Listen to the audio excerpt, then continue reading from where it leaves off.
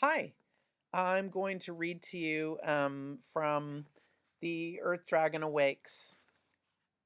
So we left Ah Sing and Chin with the ceiling caving in on them, and they have pancaked.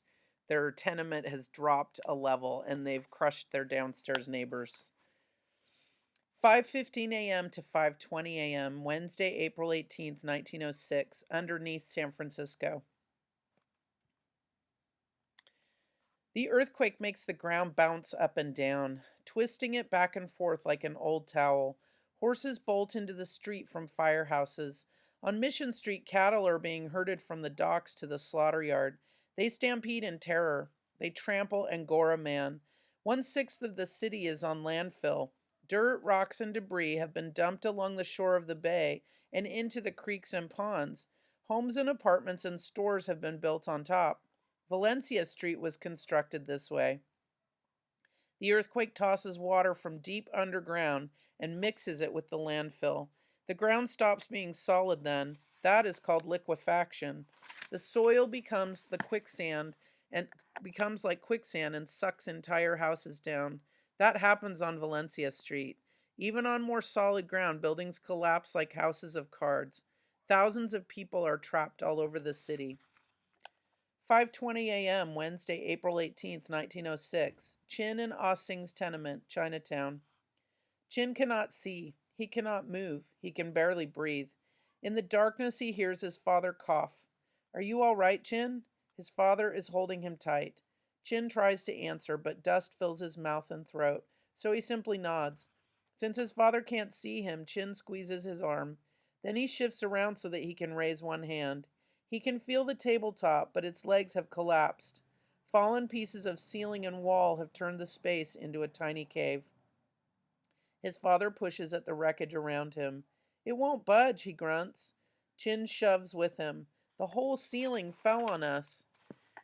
If his father hadn't pulled him under the table, he would have been crushed, but now they are buried alive. Overhead they hear footsteps. "The earth dragon's mad," a man screeches in fear. "Here," cries Ah Sing. "Help us," Chin yells too. From nearby someone hollers, "Fire!" Oh my gosh, can you imagine being trapped in rubble?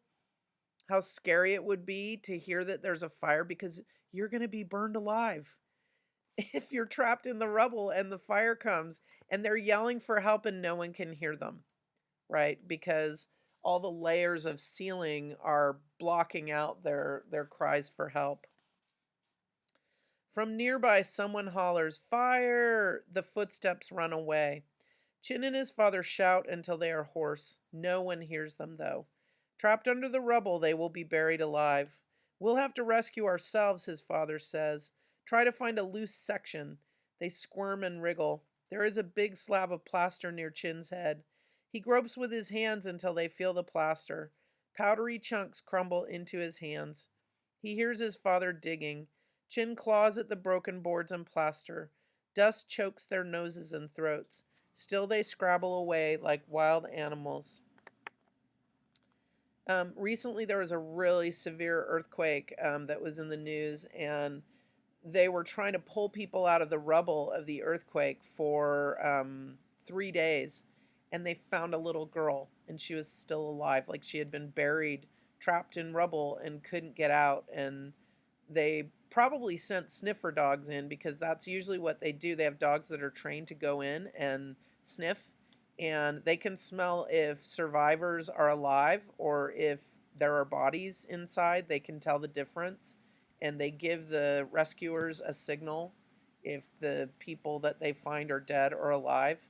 Um, and so somehow they were able to find this little girl. She had probably was so thirsty and probably really hungry, and she was trapped in rubble, and it was awesome that they found her. Just kind of a miracle. 5:20 a.m. Wednesday, April 18th, 1906, Travis household, Sacramento Street area. Henry coughs in the swirling dust. Chimney bricks lie in heaps around him. A wall has disappeared. He can see right into his parents' bedroom, or what was their bedroom. It is gone now. So is the big chimney. Most of it toppled into their room. The floor has given way under the weight and crashed below. His father pounds at the door. Henry, are you all right? He covers his mouth against the scented dust. All of his mother's perfume bottles have broken. The house creaks and groans ominously. Sawyer yips in fear. Help me, begs Henry. His father's voice calms him.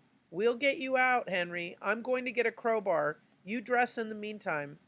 Henry obediently puts on his clothes.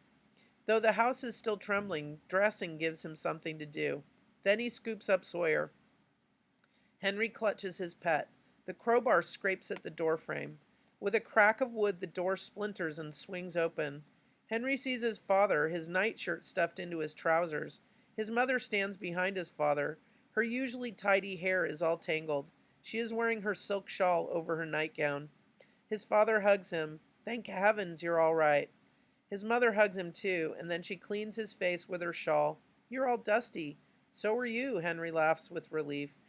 They look through the hole in the wall. Yes, that could have been us in the next room, says his father.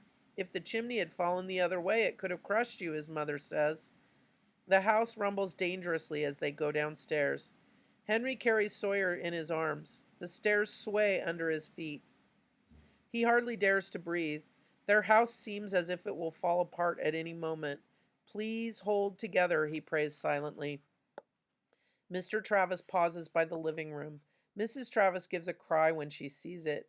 Grandmother's piano has disappeared under a pile of bricks, board, and plaster. Then she squares her shoulders. At least we're alive, she says. That's the important thing. His father winds the little crank on their telephone to the hallway wall. Hello, operator. Hello, hello. It's kind of useless to call, right? Because all the phone wires are going to be down. They didn't have cell phones back then, so there were telephone wires that carried the messages to a telephone office, and they're all going to be down. Hello, operator. Hello, hello, he shouts into the mouthpiece. Finally, he hangs up the receiver. The lines must be down. The front door is jammed too. His father pries at it with his crowbar. Sawyer barks from Henry's arms, urging Mr. Travis to hurry. At last, the door cracks off its hinges. Mr. Travis tugs the door open. They freeze in the doorway. Across the street, the front of the Smith's house has crumbled onto the street. However, the rooms are still intact. Trapped on the second floor, the Smiths are stunned. They stand stiffly like Henry's cousin's dolls in their toy house. An elderly couple, the Rossies, aren't so lucky. Their frame house down the block has collapsed on top of them. The whole street has split open. The cable car tracks have been twisted into strange shapes like shining wire. Some houses tilt at odd angles. They look as if they are peering over someone's shoulder. The pipes under the street have broken. Water gushes out like a fountain. Henry squeezes his eyes shut, but when he opens them again, the nightmare is still there. Great descriptions, huh? Yikes. This is a bedtime story that's going to make it impossible for you to sleep. Thanks a lot, Karen. All right, I hope you enjoyed listening to the amazing descriptions of Lawrence Yep. Thanks for joining me. Have a good night.